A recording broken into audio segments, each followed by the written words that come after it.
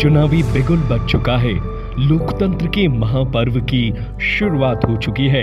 आपके अपने लोकसभा क्षेत्र से भाजपा के उम्मीदवार के रूप में मां शारदा और कामतानाथ स्वामी के आशीर्वाद तथा आपके विश्वास के फल स्वरूप आपके चहेते नेता गणेश सिंह हैं, जो कि दशकों से आप सबों के सुख दुख में साथ रहे हैं।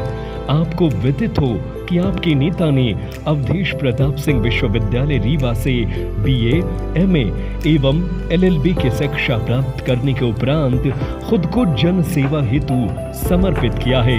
उनके समाज सेवा की ललक को आप सबने सिर्फ देखा ही नहीं अपितु सराहा भी है, और यही कारण है कि वो 20 वर्षों से सांसद तथा सरकार के विभिन्न समितियों के सदस्य रहकर आप सबों की हर प्रकार से सेवा कर पाने में सफल रहे हैं। पिछले 10 वर्षों में सतना लोकसभा क्षेत्र में मोदी सरकार के समर्थन से बहुमुखी विकास कार्य हुए हैं।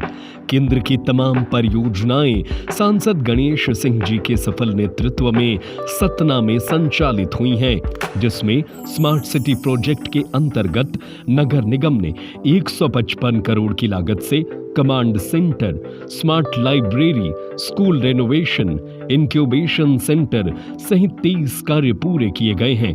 इसके अलावा वंदे भारत ट्रेन का संचालन रीवा, सतना से रानी कमलापति भोपाल तक 15 अक्टूबर 2030 से शुरू हुआ है तथा 272 करोड़ की लागत से सतना जिले की रेलवे स्टेशन को विश्व स्तरीय बनाया जाना है। सिर्फ रेलवे ही नहीं, सतना लोकसभा क्षेत्र सड़कों के मामले में भी बहुत समृद्ध हुआ है।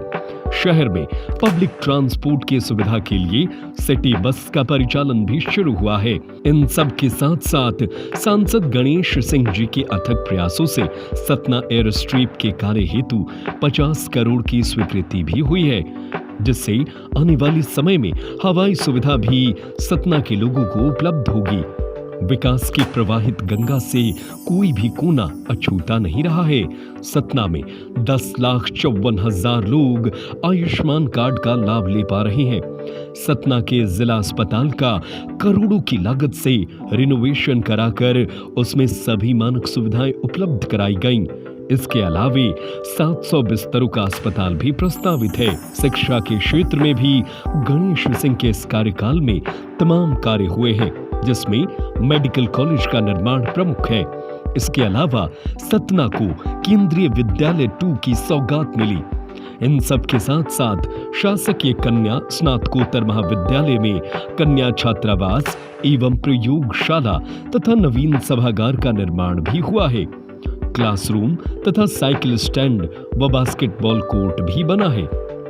आपको विदित हो कि 3,89,000 बहनों को लाडली बहना योजना के तहत 1,250 रुपए प्रति माह तथा 1,34,000 बहनों को लाडली लक्ष्मी योजना का लाभ मिल रहा है, जिससे महिलाओं में उत्साह देखते बन रहा है। गणेश सिंह जी के कार्यकाल में ऐसे तमाम कार्य जो जनता के लिए लाभकारी हों, उन पर विशेष ध्यान दिया गया है। इन सब के साथ साथ सतना के लोगों की आस्था का केंद्र रहा वेंकटेश धाम में वेंकटेश लोक के निर्माण करा। इस स्थान को और भी मनमोहक और भ्रमणीय बनाया है सांसद गणेश सिंह ने। 10 वर्ष पूर्व जब आप सभी ने अपना आशीर्वाद देकर भाजपा को पूर्ण बहुमत से जिताया था, तब से लेकर आज तक भाजपा ने यशस्वी प्रधानमंत्री नरेंद्र मोदी जी के मार्गदर्शन में भ्रष्टाचार, परिवारवाद और तुष्टीकरण के विरुद्ध लड़ते हुए सुशासन और राष्ट्रहित के लिए कार्य किया है। भाजपा की सरकार बनने के बाद से देश लगातार नई ऊंचाइयों को छू रहा है और आज भारत विश्व की 5वीं सबसे बड़ी अर्थव्यवस्था बन चुका है। भारत चंद्रमा के दक्षिणी ध्रुव पर झंडा फहराने वाला पहला देश बना है। ऐतिहासिक G20 सम्मेलन की सफलता ने पूरे विश्व में भारत की भूमिका को सशक्त किया है।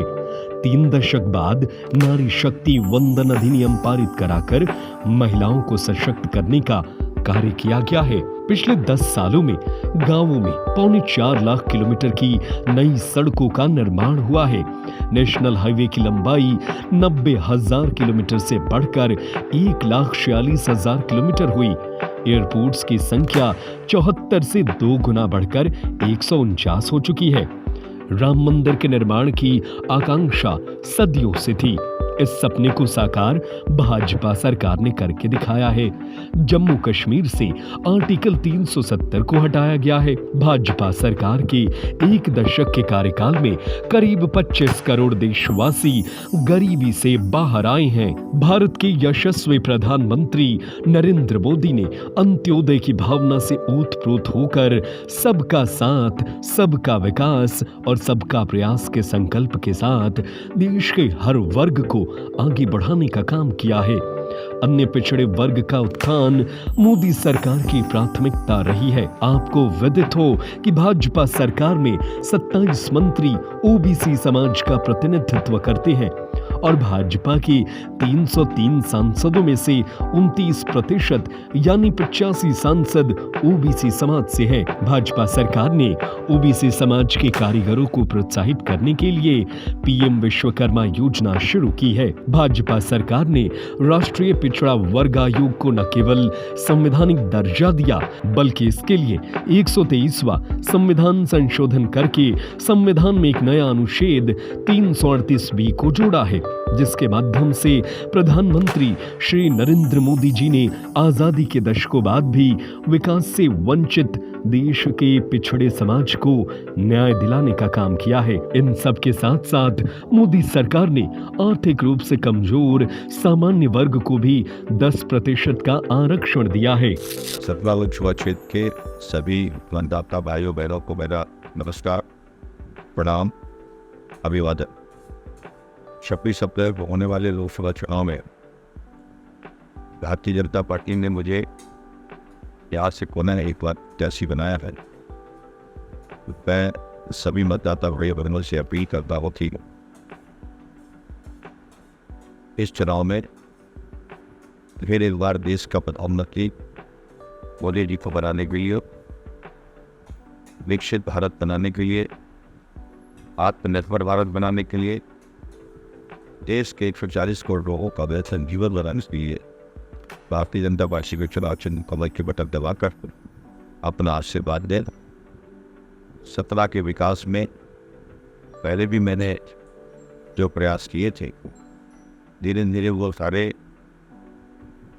अब प्रयास दिखाई देने लगे। आने वाले समय में जिस तरह से भारत विकसित बनेगा, उसी तरह से सतना लोकसभा क्षेत्र भी हमारा विकसित होगा। मैं आप सबको विश्वास दिलाता हूँ, तो किसी के भी मान सम्मान में कभी कोई कमी नहीं आने दूंगा। इस क्षेत्र की प्रतिष्ठा और लोगों का सम्मान सदैव मेरे लिए सर्वोपरि होगा। धन्यवाद। कमल का बटन दबाएं, भाजपा को जिताएं।